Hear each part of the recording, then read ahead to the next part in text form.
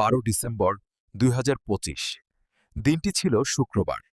জুম্মার নামাজ শেষে পল্টনের বাতাস ছিল শান্ত।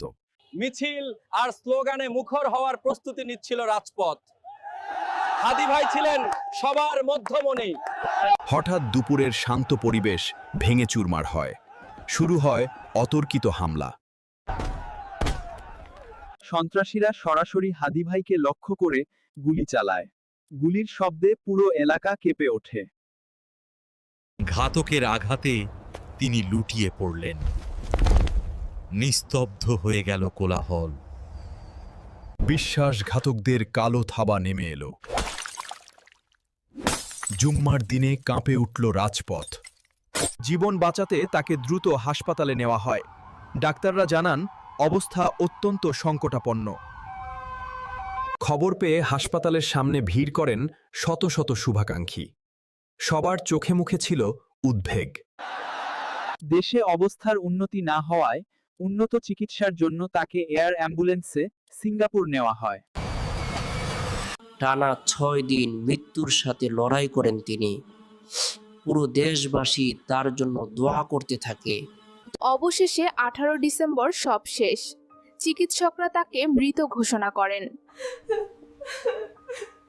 সিঙ্গাপুর থেকে তার লাশ দেশে আনা হয়। স্বজনদের কান্নায় ভারী হয়ে ওঠে পরিবেশ।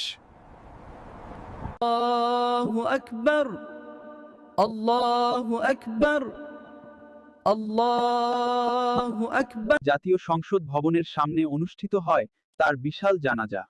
লাখো মানুষ শেষ বিদায় জানায় তাদের প্রিয় নেতাকে। ঘটনার পরপরই পুলিশ তদন্ত শুরু করে। সিসিটিভি ফুটেজ দেখে শনাক্ত করার চেষ্টা চলে।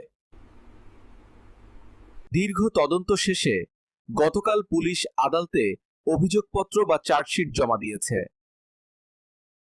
এই চার্জশিটে মোট 17 জনকে আসামি করা হয়েছে।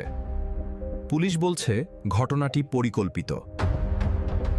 তদন্তে সাবেক কাউন্সিলর তাইজুল ইসলাম চৌধুরী বাপ্পিকে মূল হুকুমদাতা হিসেবে উল্লেখ করা হয়েছে এবং ফয়সাল করিম মাসুদকে মূল শুটার হিসেবে চিহ্নিত করা হয়েছে, যে গুলি চালিয়েছিল।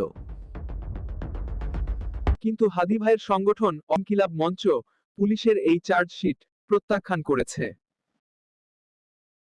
তাদের দাবি, শুধুমাত্র জন্য একজন কাউন্সিলর এত বড় ঘটনা ঘটাতে পারে না, এর পেছনে বড় শক্তি আছে। চার্জশিট বাতিলের দাবিতে আবারও উত্তপ্ত হচ্ছে রাজপথ।